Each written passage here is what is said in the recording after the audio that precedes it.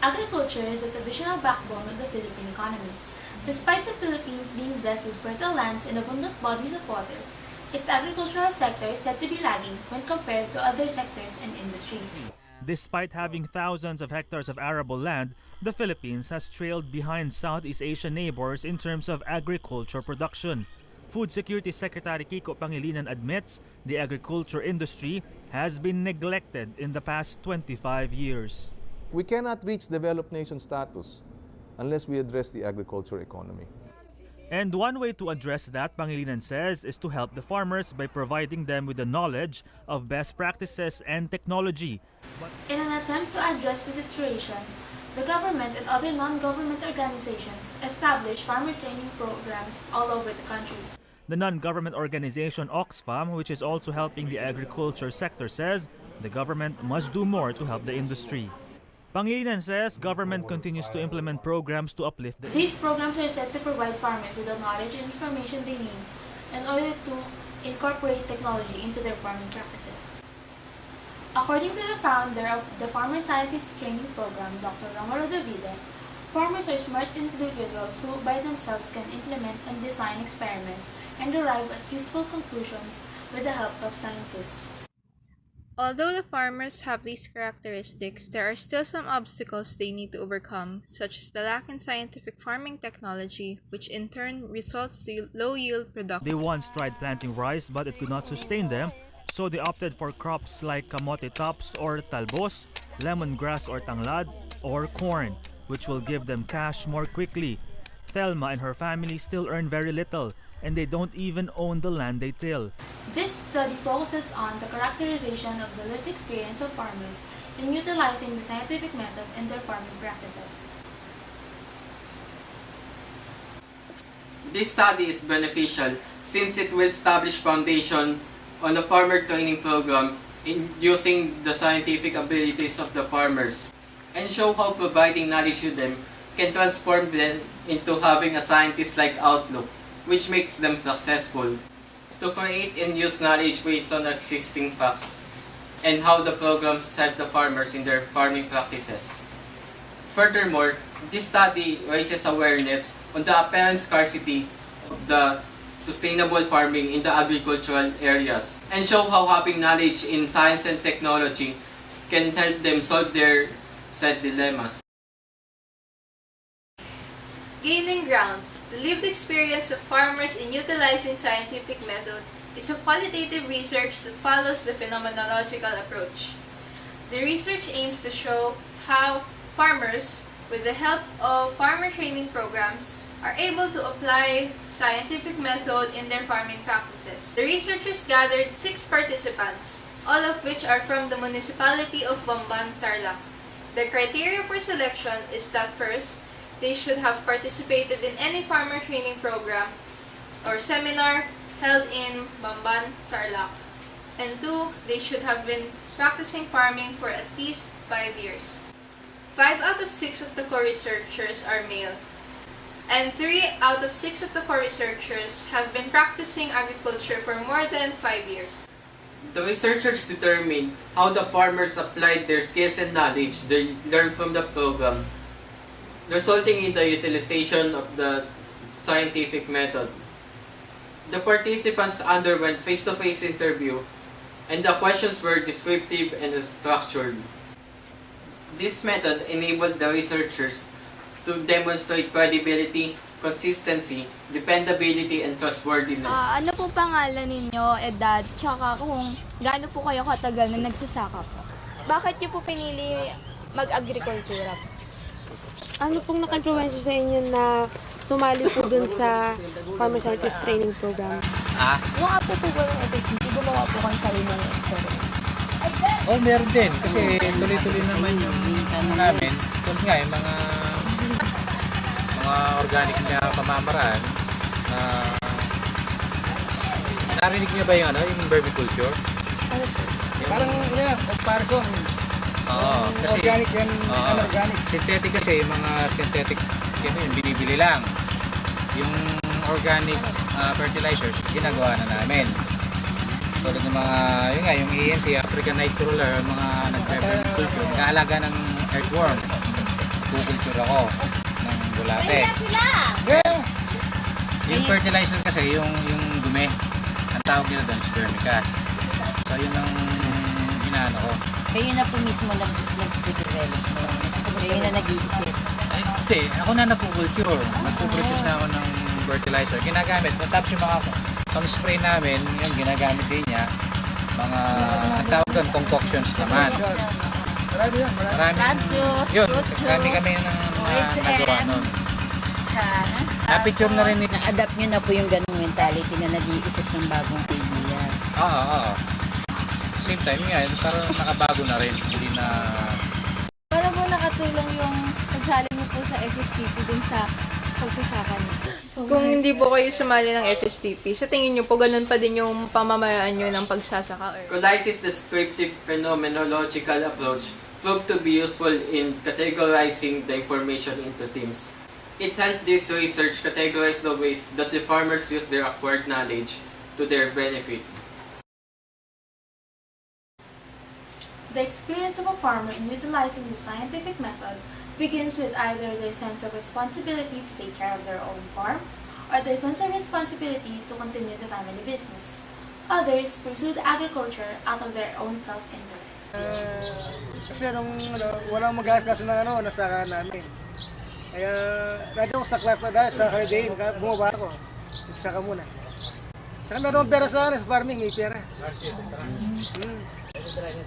Passion. Ngayon pa, passion. Opo. Sa lolo ko. Parang sinala niyo po yung...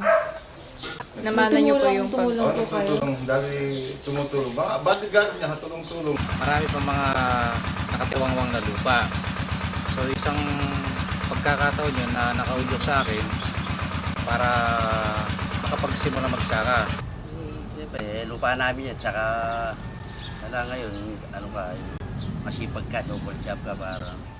This experience includes deep understanding of the root cause and problems that they have encountered in their farms. With the development of their desire for knowledge, it generated their ability to establish proper farming methods. Kasi ako mahilig ako magbasit sa mga katabi ko kung anong nangyari. 2 months o 3 months, maghihintay ka na lang. Yung phase 1, yung parang may farm lang kami na pwede namin pag-aralan doon. With the help of farmer training programs, their conventional ways of farming were also enhanced. Iba pa pamamaraan, yung mga varietal trial, intercropping,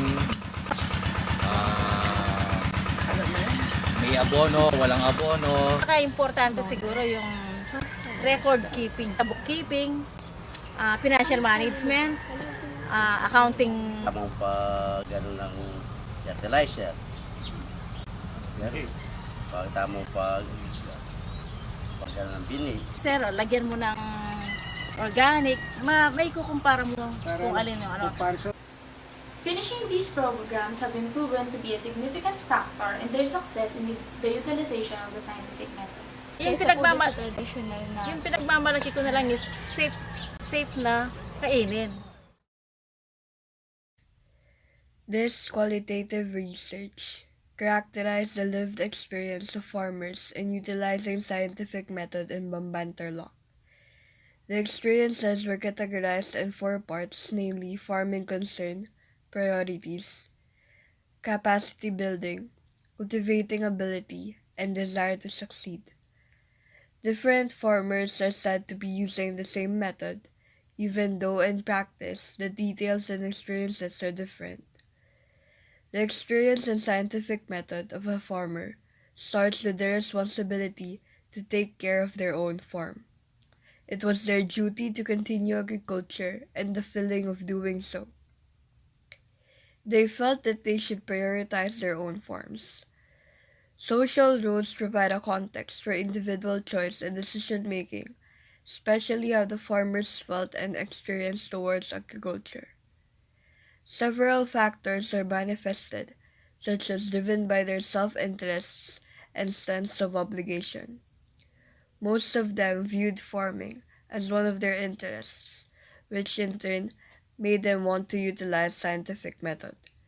They also viewed farming as a responsibility passed on to them by their parents. Often, References to the experience of scientific method includes the characteristic of a person, which desires to overcome experience challenges, the building capacity method. According to the Vide, there are a set of values that a successful farmer possesses, such as kogi or hard work, kusog or strength, antos or sacrifice, and apo, prayer. Kogi is seen when farmers continue to finish training programs, even though there's a difficulty in climbing mountains where the program is held. Antos is seen when they are willing to wait for 4 months for their crops to be ready for harvest. Other than having capacity, farmers also use trial and error to test whether the farming practice could be implemented in their farms. People learn from their experiences, but having a good mindset and responsibility can further tap into that capacity. The ability to seek out information, to identify problems and needs, to systematically define a problem, to formulate questions relevant to clarifying a particular problem, topic, or issue, are abilities a farmer should have. This stems from their creative concept, such as knowledge how. The farmers have knowledge of their local environment, conditions, and problems, which helps them identify the practices that would be of help to them.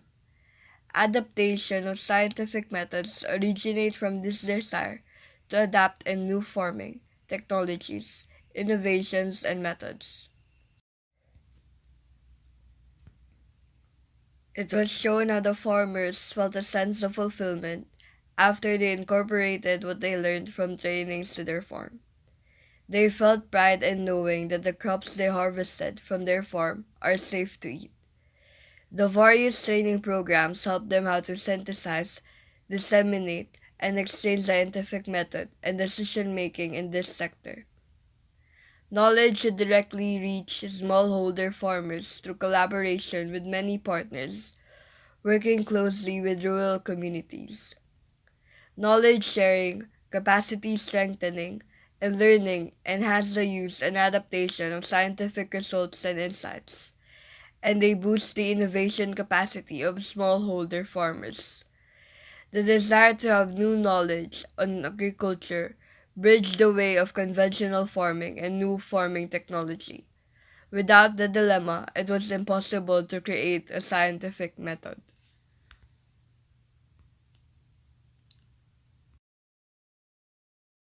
When farmers begin to pursue said impulse, their desire for knowledge started to develop, and they started to participate in various farmer training programs and seminars. With the help of these training programs and seminars, they have enhanced their conventional farming methods, thus leading to the success of their experience in utilizing the scientific method. This research yielded an illustration which represented the 4 major themes that classifies the farmer's experience in utilizing the scientific method, which is farmer concern priorities, capacity building methods, cultivating ability, and desire to succeed. Consequentially, the study establishes the foundation of a farmer training program using the scientific abilities of a farmer, shows how providing knowledge to farmers can transform them into having a scientist-like outlook, as a result, become successful, showing how the programs help farmers develop their scientific practices